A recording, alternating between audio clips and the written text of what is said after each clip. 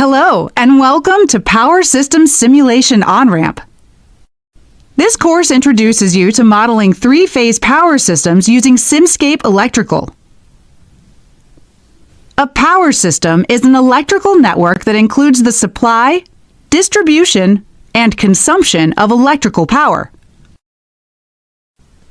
At your computer, you're benefiting from a power system right now. The electrical grid that connects your home or office to the power plant.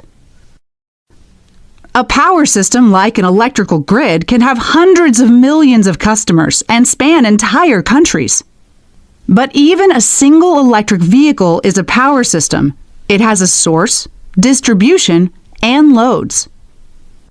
Engineers use various mathematical techniques to model, design, and analyze power systems.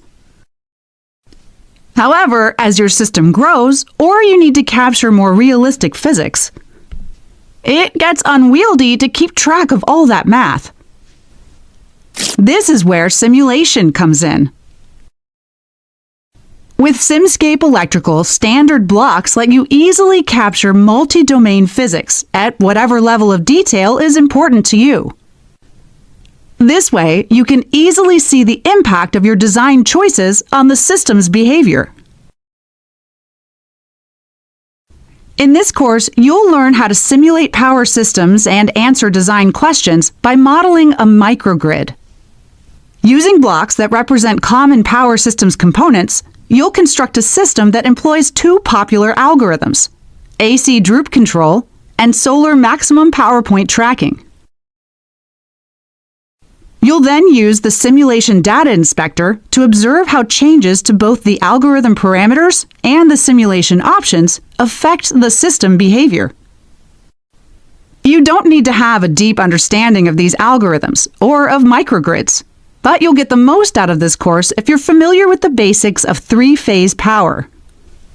You should also be comfortable with simulating single-phase electrical circuits in Simscape. If you haven't done this before or need a refresher, it's easy to get started, and we recommend you first take Circuit Simulation On-Ramp to get you up to speed quickly. Throughout the course, you'll be completing tasks in the Simulink editor. It's the same Simulink environment you'll encounter outside this training, but with a few added features. Tasks will appear on the left and feedback on the right. If the assessment involves a simulation value, it will be displayed in the feedback area as well.